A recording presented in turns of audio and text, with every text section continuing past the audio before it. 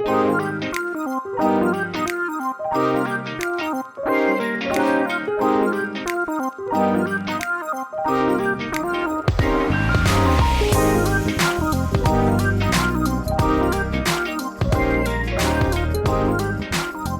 to the Early Morning Light Podcast. This is your host, Tracy Early, and on this podcast, I share life-changing tips, tools, information, motivation, and inspiration to bring light to your life as you tune in to the Early Morning Light Podcast.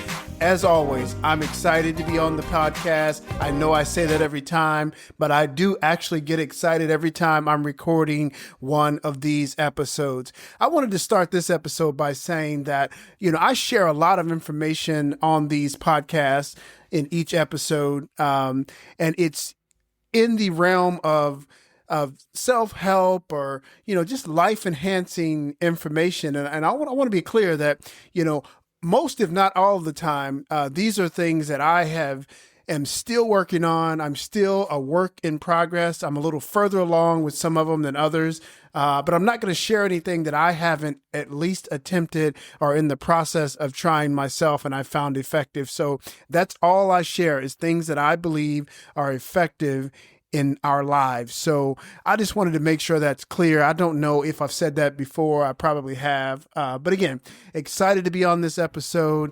And this one I want to title Train Like You Mean It. That's right. Train like you mean it. And I'll explain what that means in a second. But I just wanted to acknowledge that we're in the period what we call March Madness. That's right. The NCAA tournament. As I've said in the past, I love this time of the year. I love what this March Madness, these tournament games, this whole tournament represents in terms of setting out to achieve something great and then just taking it day by day, week by week, game by game, and just preparing yourself to be ready to just win the next game. That is what this tournament is about. It's a one and done tournament, as you guys all know, whether you're talking about the women's tournament or the men's tournament, but it is a one and done thing. So it takes the ultimate level of preparation to be ready for March Madness. And I just love what these athletes and these coaches are doing during this time. Actually, I love all of the pre-work that they have done and the things that I like to read and understand the stories of some of the players. And I just love it, man. I love all of the work that they put in and the preparation to be great in one game at a time. And ultimately someone at the end of the tournament is going to be the greatest team for that year. I just love it. I love it. But I am, as I tune in to some of the interviews, one of the things that I've noticed recently, and maybe this has been going on for a while, but I've been noticing and tuning into this, when they ask some of the players, like, specific things about the game, how did you make that particular shot? How did you score that many points? How did you defend the way that you defended? How did you do that? You were great tonight. How did you do it? And lo and behold, throughout this tournament, there have been numerous players. I'm not going to give specific names because there's been several of them who've responded to that question by saying, I just trusted my work, or I just believed in the work that I put in. And I just went out there, and some of them said, and just balled because I trust my work. Man, that is so powerful. There's so much behind that statement. If you were to sit this person down and I'm assuming and ask them, what do you mean by trusting your work? What does that mean? We can, in theory, we probably all know what that means. It means they trusted all of the preparation that they put into to getting to where they are and to being able to perform the way they are. But I'm sure it's deeper than that. And each player would have a different story, probably some similarities, but trusting the work. I want you to just think about, what does that mean? What would that mean to you in your life if you were in a position, or you are in a position to achieve something great? What is the work? And what is the process that you would be talking about if you told someone that you trust, or you trusted the work that you put in? You see, I'm reading. I like to read, so I'm reading a book called "How to Be Bold: Surprising Science of Everyday Courage." It's written by a guy by the name of Ranjay Gulati, and the foreword is by the Dalai Lama, which most of you will recognize, I'm sure. But in this book, one of the things that is suggested is just this idea of training like you mean it. Of training like you mean it. That's one of the sections of the book. And so it goes on to break down kind of what that means and saying that there are two different types of training. And I want you to get this one. So it just pay attention to this one. This one was powerful for me. He said that the first type of training is that you train for specific skills necessary to do the job. If you think about all of the professional athletes and some of the successful business people you've learned about, some of your mentors or your heroes, if you talk to them or if you read their stories, they will all talk about the amount of time they put into working on specific skills that are necessary to do that job that they do, whatever that may mean, whether it's playing basketball or tennis or football, or it's in the corporate world or being a CEO, whatever it is, there are specific things that they focus on in terms of training, in terms of the skills that they need to be successful, that are necessary to do that job. I want you to think about what that means to you in your world. What are the specific things that you need to focus in on and to continue or enhance training on so that you are training like you mean it, purposefully towards a specific goal. Now, when I say that, I don't mean just focused on the goal, because also in this book, one of the things that he talks about, and you've probably heard this before, is that it's not about the training, as Nick Saban would say. It's not about the specific training. It's about the process.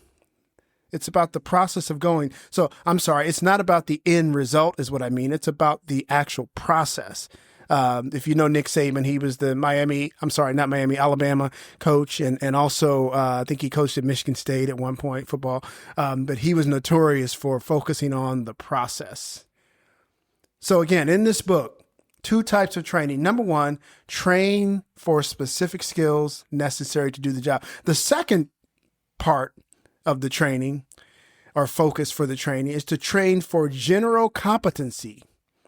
That's right, for broad capability across a variety of situations. So training in such a way that when you're faced with different situations, whether it's on the court, in the boardroom, whatever you're doing on the field, that you're able to adapt and respond to different situations. Yes, you're still using the skills that you have been training for, those specific skills, but you also train to be able to have those skills transferred to different situations so that you can respond most effectively in different situations. So train like you mean it. I tell you, if you watch the NCAA tournament and any other sport, but if you're watching the tournament and you see like the best players, when they're out there, they are just balling. They're not thinking so much about how to dribble and how to pass and how to do. They are almost in autopilot. Why? Because they have trained like they mean it. And if you study some of these guys, they are in the gym all the time. Now, the best players, when you hear the commentators talking about them and sharing the research they've done on these players, they have been in the gym, on the court, on the field, whatever it is, training all the time. Training like they mean it. So they have developed specific skills that are just part of their repertoire that they don't have to think about. They've put so much. They put at least the 10,000 hours into it so that they can just, when they step onto that court, they're trusting the work. They're trusting the work that they put in. If they are put in situations or a team makes an adjustment that's supposed to throw them off, they still make the play. Why? Because they have trained like they mean it.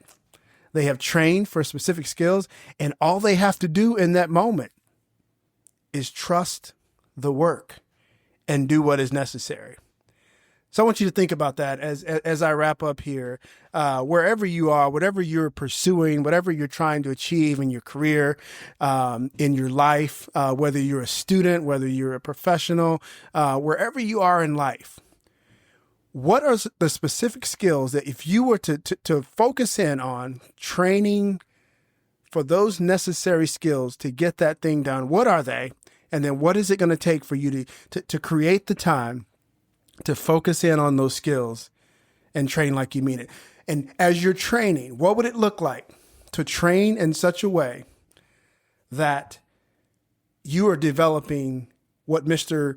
Gulati would call general competency, so that whatever comes your way, you've got the skill and you've got the ability to adjust to whatever comes. This is Tracy Early. Thank you for listening to the Early Morning Light podcast, and thank you for tuning in to every podcast that I've been posting. For those of you who've been watching for a while or listening for a while, I appreciate you, and stay tuned for further episodes of the Early Morning Light podcast.